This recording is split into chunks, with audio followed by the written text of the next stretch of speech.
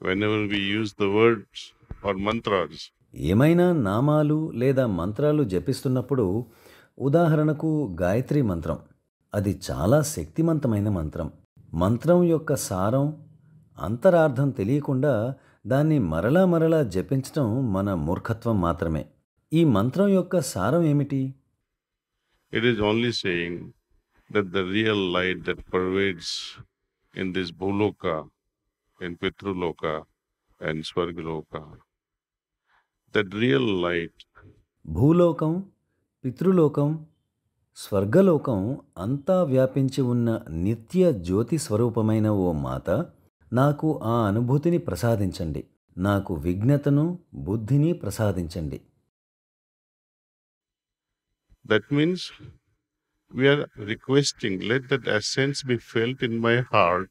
అంటే ఆ సారాన్ని మన హృదయంలో అనుభూతి చెందాలి. ఆ జ్యోతి నా జ్ఞానాన్ని వెలిగించాలి అని మనం ప్రార్థిస్తాం. ఎందుకంటే బుద్ధిలో చాలా స్థాయిలు ఉంటాయి. వివేకంలో 5-6 స్థాయిలు ఉన్నాయి. సాధారణ స్థాయి నుండి మేధ, ప్రజ్ఞ ఇలా చాలా స్థాయిలున్నాయి. There are 5 levels of recognized, easily differentiable. మేధస్సు 5 గుర్తించదగిన గుణాత్మకమైన స్థాయిలను కలిగి ఉంటుంది. అది ఒక అశ్వం వంటిది, మంచి శిక్షణ ఇచ్చిన అశ్వం.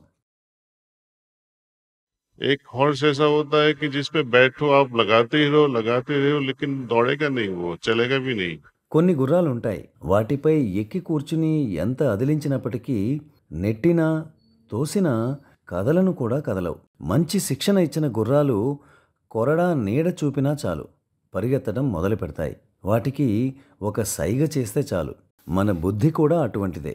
ఒక చిన్న సంకేతం, ఒక మంచి సంకల్పంతో అభివ్యక్తీకరించబడుతుంది. अब पैरट है, पोपट, రామచిలుకను చూడండి. దానికి గాయత్రి మంత్రం నేర్పితే అది ఇక ఆ మంత్రాన్ని వల్లివేస్తూనే ఉంటుంది. మీరు కూడా అలానే మంత్రాన్ని వల్లించినా 10 లక్షల సార్లు రాసినా ఏం ప్రయోజనం ఉండదు. लेकिन जब तक